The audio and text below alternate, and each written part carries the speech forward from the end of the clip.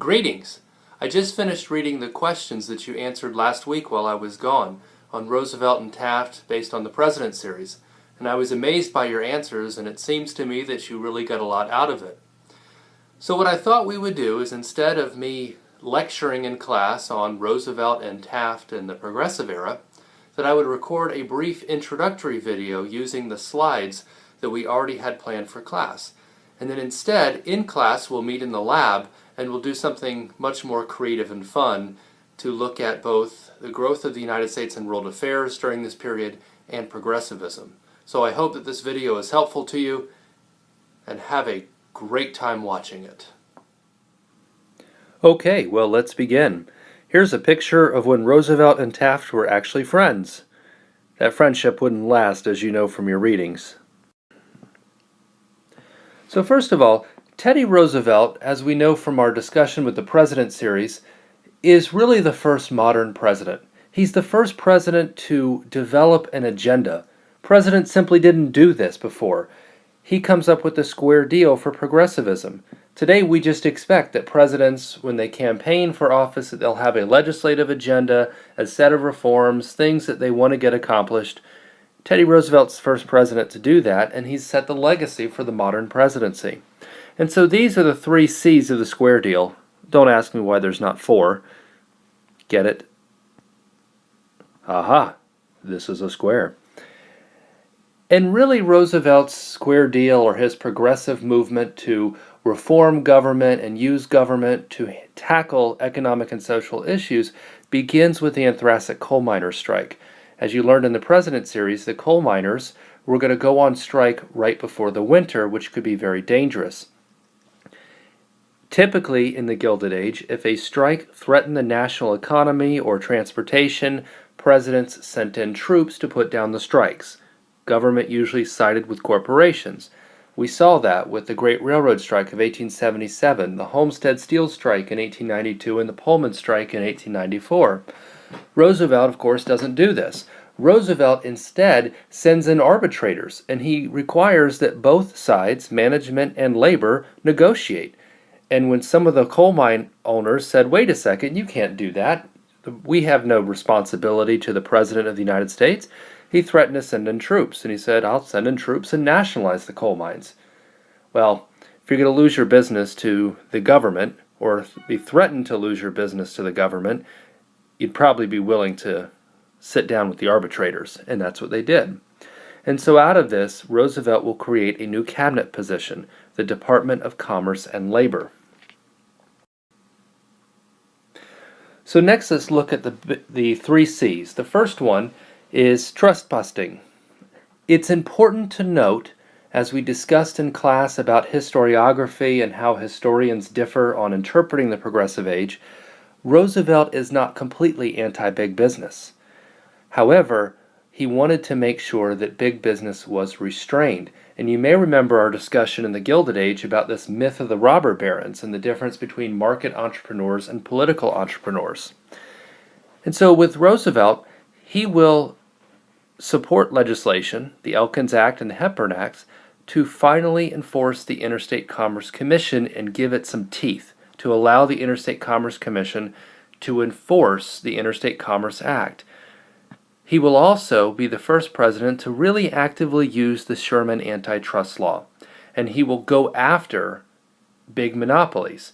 Now here's where we have some historical debate.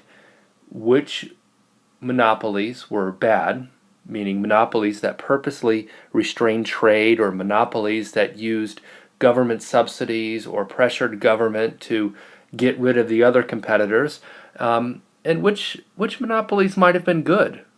Which monopolies emerged because they provided the most efficient and cost-effective product in a particular industry? So here again, another area for historical debate. The first real success of the Roosevelt administration was the Northern Securities case in 1904. And when the Supreme Court ruled that the Northern Securities Trust could be dissolved, that gave Roosevelt the impetus for going after many other trusts.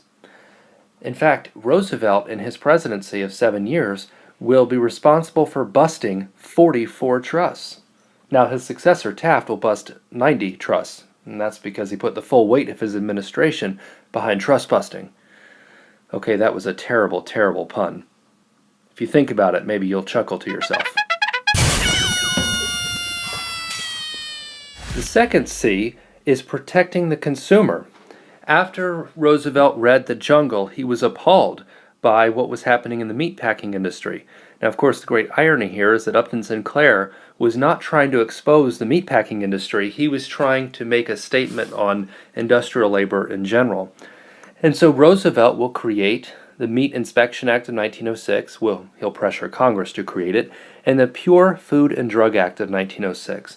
And what these laws do is allow the federal government to inspect meat facilities and food-producing facilities, and also make sure that food was labeled properly, sealed properly, and that medicines were labeled properly.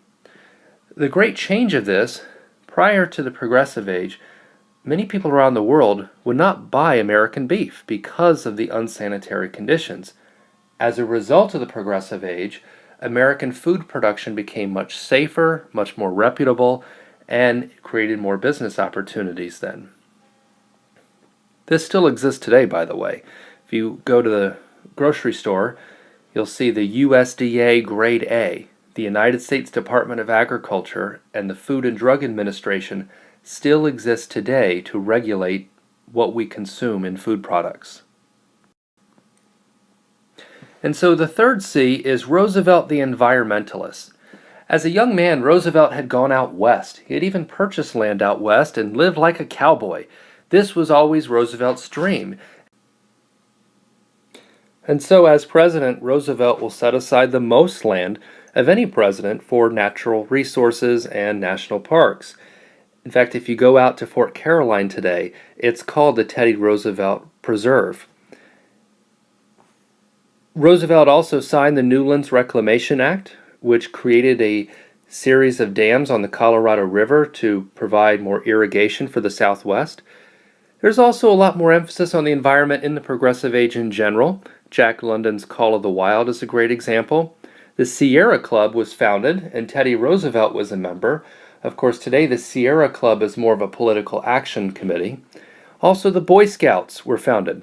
And I know this is going to surprise you, but I was in Boy Scouts, and I am, notice present tense, an Eagle Scout. I'm very proud of that. So Roosevelt had said after winning his own election in 1904 that he would not seek another term in 1908, and of course he'll come to regret that. However, in 1907 he does get some mounting criticism. There was a short financial panic in 1907 that people on Wall Street called the Roosevelt Panic. But what this panic illustrated was a crisis in our currency system. Remember, as we've discussed currency, there had been debates on what it should be based on. Should it be gold or bimetallism? What will be the role of paper currency? We saw that in the Civil War with the greenbacks. And so as a result of the Panic of 1907, Congress passes the Aldrich-Vreeland Act. The Aldrich-Vreeland Act allows the Congress to issue emergency paper currency in times of financial crisis, which would create inflation. This is going to lead to the Federal Reserve, which we're going to look at with the Wilson era in our next unit. Very, very important to see this as a precursor to the Federal Reserve. The Federal Reserve under the Wilson era is what creates the paper money that is in our wallets and purses today. I don't have a purse. Roosevelt, of course, needs someone to follow him in the presidency that's going to carry out his policies. And the person he chooses is William Howard Taft. Now, he and Taft had become very good friends. And so it was almost like a succession to the throne. And if you look at the political cartoons for the 1908 election, you can see that. Of course, Taft is going to be a big disappointment to Roosevelt. As we close out Roosevelt, it's important to look at the legacy of TR, how he shapes the modern presidency, how he defines the progressive movement, and how he puts a stamp on how the United States will interact with the world. Doris Kearns Goodwin, who wrote the book Team of Rivals, of which was the basis background of the Lincoln movie, has just published one on Roosevelt and Taft, and that's going to be one of my next reads this summer, and I'm very excited about it. and I'm sure I'll blog about it, and I'm sure you'll read my blog because you'll be so enthused. Okay, now I've just gone over the top. So now let's take a look at the presidency of William Howard Taft. Taft's foreign policy was known as dollar diplomacy, and that's the idea of using business investments to influence the rest of the world. Although Taft is not as successful. The business investments in the Manchurian Railway were a complete disaster, honestly. Taft also, and really the only progressive legacy that Taft continues with, is trustbusting. But he doesn't discriminate between different types of trusts like Roosevelt did. In fact, the Justice Department under Taft goes after almost every big monopoly they could get their hands on, including some that Roosevelt personally had a stake in or said were okay. In the 4 years of the Taft administration, 90 trusts will be busted by the Justice Department. Again, the joke, he put the full weight of his administration behind trust busting. Okay, I've now overused that joke. In 1911, though, the Supreme Court did kind of modify how trust busting should be done with this rule of reason. And that meant that the courts would have to look at how trade was or was not being restrained by the trust. So are trusts being reasonable or unreasonable in their business practices? This is obviously a precursor to how the government regulates business today. There's a few other major events to pay attention to as you read about Taft. One is the Payne-Aldrich tariff. Well, Taft is a Republican, and he's a big business Republican, and so that's going to be a higher tariff, which angers progressives in the party. And it brings up this point. Remember, as we looked at Gilded Age politics back before Christmas, there are conservatives and liberals in both the Republican and the Democratic Party. What Taft is doing here is he's splitting the party. Progressives, if we draw Republicans here, if these are your Republican voters, and you've got your more progressive liberal element here, and your more business conservative element here, these folks are going to want a higher tariff, these want a lower tariff. Well, now these folks have been offended by the Payne-Aldrich tariff. Then came the Ballinger-Pinchot affair. Ballinger was the Secretary of the Interior. The National Park Service would come under the Interior Department. Ballinger was a big businessman, and Ballinger leased land that had been set aside for conservation purposes to some big business people. And these businesses exploited the land and didn't conserve the land. Well, in this controversy, the head of the National Park Service, Gifford Pinchot, openly criticized Ballinger in the newspaper. Well, what happens if you openly criticize your boss publicly? You'll be fired. Well, with this controversy, Taft had no choice but to fire Gifford Pinchot for criticizing Secretary of the Interior Ballinger. Well, there again, another way of offending this group. And so this divided the party, and it divided Roosevelt. Roosevelt had left the presidency, went to Africa on a safari, and then came back and became very critical of the Taft administration. And this leads to the very tumultuous 1912 election, which is what we will begin our next unit with. Okay, so we're always practicing our document analysis. Let me stop for a moment and introduce Charlie. I love you. Well, that was very nice. Do you love all these friends? Mm-hmm. You do? All of them? Mm-hmm. You are so nice. Okay, can I get back to my work now? Sure. Thank you. Your piece.